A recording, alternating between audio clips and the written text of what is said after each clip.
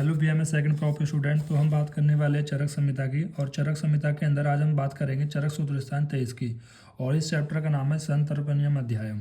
ठीक है, तो इसमें हम थोड़ी सी बात करते हैं पहले। तो देखो, ये अभी हमने पिछला चैप्टर पढ़ा था, चरक सूत्र स्थान 22 पढ़ा था। तो चरक सूत्र स्थान 22 में हमने क्या देखा था, जो दो आचार्य भागवत ने दो प्रकार के बताए थे। एक बताया था संतर्पण, मतलब द्विविध उपक्रम बताया था। तो इस द्विविध उपक्रम के अंदर एक आता है संतर्पण और एक आता है अवतर्पण। तो ये दोनों ही चीज़ें इस चैप्टर के अंदर हमें देखने वाले हैं, संतर्पण भी और अवतर्पण भी। संतर्पण का सीधा सा मतलब ये है कि पिलाकर अच्छे से स्नेह दूध का सेवन कराकर अच्छे से मोटा कर रहे हैं।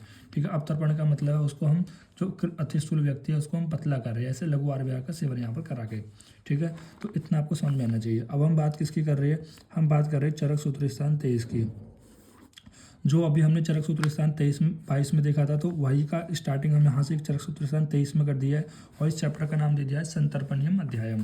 ठीक है, तो ये चरक सूत्र अध्याय कौन से चतुष्क के अंदर आता है, तो उसके लिए निमोनिक वही है, BSN क्रिया करके आपको बनाना है। तो ये हमारा यहाँ तक 12 चैप्टर हो जाते हैं। तो ये हमारा कल्पना चतुष्क है, फिर रोग चतुष्क, देन योजना चतुष्क है। तो यहाँ से कितना है, 13 से 16 यहाँ तक हो जाते हैं। और रोग चतुष्क के अंदर 17 से 20। और तो हमारा योजना चतुष्क के अंदर 21 से 24। ठीक है, तो 21 से जो 24 चैप्टर है वो योजना चतुष्क के अंदर आता है। तो यानी जो संतर्पण अध्याय है तो वो कौन से चतुष्क के अंदर आता है, ये आता है हमारा योजना चतुष्क के अंदर आता है। ठीक है, अब देखो संतर्पण अध्याय। उससे पहले मैं आपको एक चीज़ और समझाता हूँ कि जब भी हमें कोई रोग होता है तो वो कैसे होता है, इसकी संप्राप्ति क्या होती है। कि जब भी आप निदानों का सेवन करते हो तो उससे आपकी बॉडी में दोष का प्रकोपित होते हैं। ठीक है, कोई सा भी दोष है जिस प्रकार के आप, जैसे मान लो आप कफज आहार का सेवन कर रहे हो, तो कफज आहार के सेवन करने की वजह से आपको दोष का प्रकोपित होगा। जो दोष प्रकोपित होता है वो दोष दूष्य समूर्चन करता है। ठीक है, तो वो क्या करता है, दोष और दूष्य की क्या करता है, समूर्चना करता है। ठीक, अब दोष समूर्चना का मतलब ये होता है कि दोष दूष्य के साथ मिल जाता है। दूष्य क्या होते हैं, धातु है, मल होते हैं।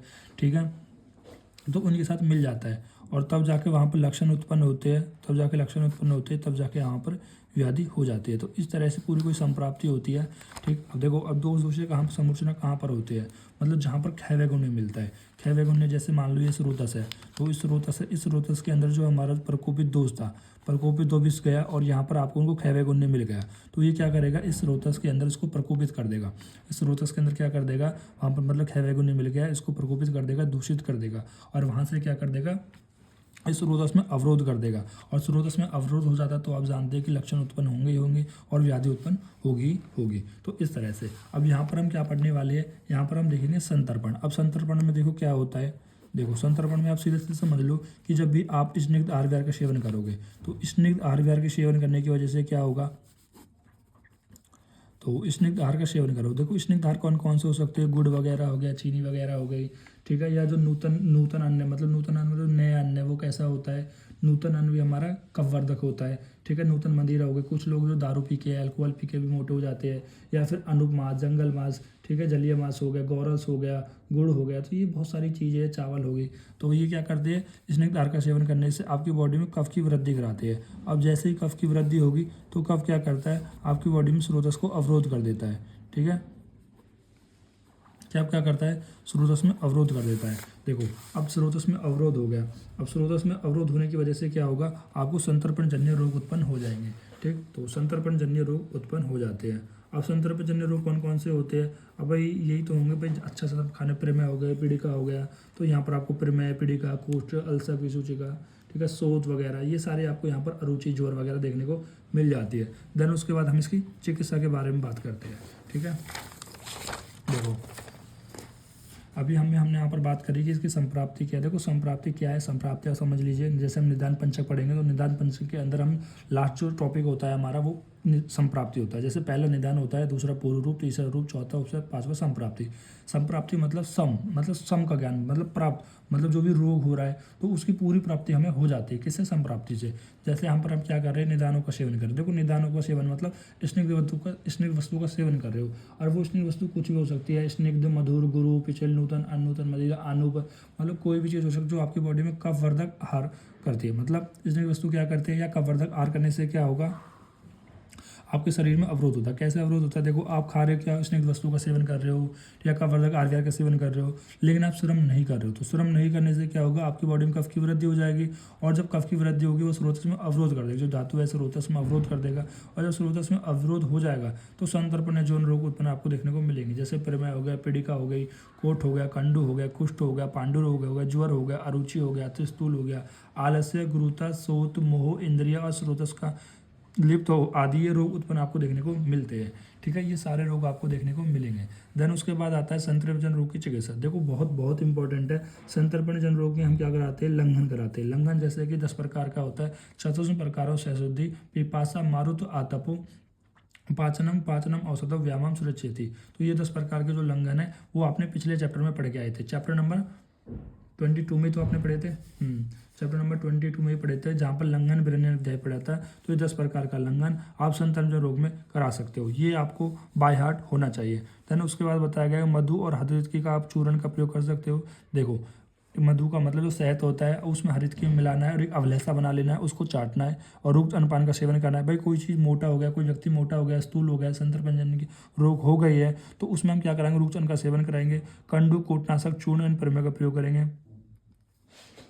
ठीक है, और मतलब प्रमेय में प्रयोग करेंगे। ठीक है, तो और त्रिफलाक्वाथ का प्रयोग करेंगे। देखो, त्रिफलाक्वाथ में क्या होता है, जैसे कि 3 चीज़ तो होती है हरित की विभक्ति अमल की, और भी उसमें साथ बहुत सारी चीज़ें मिला दी जाती है, तो उन सभी के क्वाथ बना ली जाती है। उसी तरह से मुस्तादी क्वाथ बना जाती है, उसी तरह कुष्ठ आदि चूर्ण बनाया जाता है, और व्योस जो त्रिकटु होता है। ठीक है, व्योस सत्तू। ठीक है, अब देखो, इनके इंग्रेडिएंट बहुत सारे होते हैं, वो आपको याद नहीं होने वाले हैं। आप नॉर्मली इतना भी ध्यान रख लोगे कि त्रिफलाक्वाथ, त्रिफलादि क्वाथ, मुस्तादी क्वाथ, कुष्ठ आदि चूर्ण, व्यूष घर आदि सत्तू, तो इससे क्या होगा कि आपको ये पता लग जाता है कि इसमें ये मेन इंग्रेडिएंट है, और इन इंग्रेडिएंट के साथ और भी इंग्रेडिएंट किए जाते हैं संतर्पण रोग की चिकित्सा करने के लिए। अब इनको अच्छे से आप कब समझ सकते हो? जब आप चिकित्सा वाले स्थान पढ़ोगे, जब आप मेडिसिन वाला पढ़ोगे, तो वहाँ पर आपको स्पेसिफिक बता दिया जाता है कि जैसे हर एक जो रोग है, संतर्पण रोग है, कौन से रोग के लिए कौन से हमें यहाँ पर चूर्ण बनाना है, कौन सी क्वाथ बनाना है, कौन कौन द्रव्य ऐड करने हैं। ठीक है, इसलिए मैंने सारे द्रव्य को ऐड नहीं किया गया, क्योंकि आप याद नहीं कर पाओगे।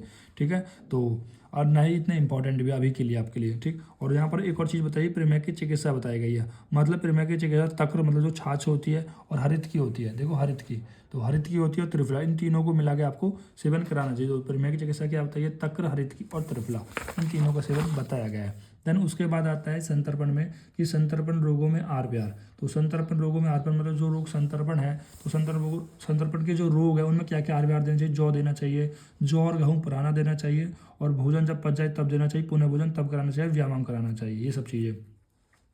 अब संतर्पण भी 2 भेद होते हैं, सक संतर्पण, एक अभ्यास संतर्पण।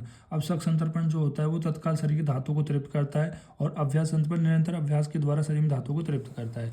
देखो, ये दोनों संतर्पण है, उसको हम अवतर्पण में देखेंगे, अवतर्पण में देखेंगे। ठीक है, तो अवतर्पण में क्या होता है, जो भी कोई कृस व्यक्ति हो जाता है, जब आप उसको तर्पण कराना है तो आप उसका सक संतर्पण और अभ्यास संतर्पण करा सकते हो। ठीक, फिर आता है क्षीण रोगियों की चिकित्सा। ठीक है, तो इनकी चिकित्सा क्या बताया गया? जो व्यक्ति बहुत दिनों से क्षीण हो, मतलब जो व्यक्ति बहुत दिनों से उसमें मांस रस का सेवन, दूध का, घृत का, स्नान का, अभ्यंग का, वस्त्र का, सत्तू का सेवन करा सकते हो। ये भी किसकी चिकित्सा के अंदर आ जाता है? ये भी इसकी चिकित्सा के अंदर आ जाता है। जैसे अवतर्पण के अंदर बताया कि अवतर्पण से होने वाले रोग।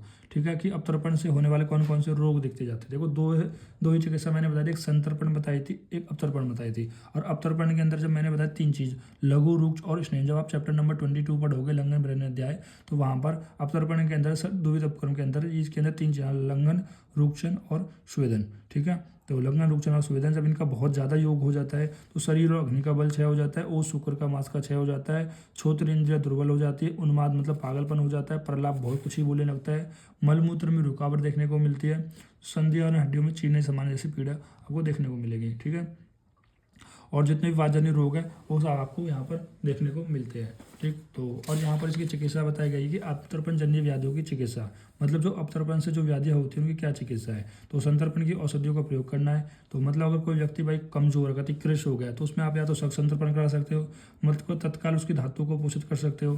फिर होता है अभ्यास, मतलब धीरे धीरे दूध का, घृत का सेवन करा के इनकी धातु को पोषित कर सकते हो।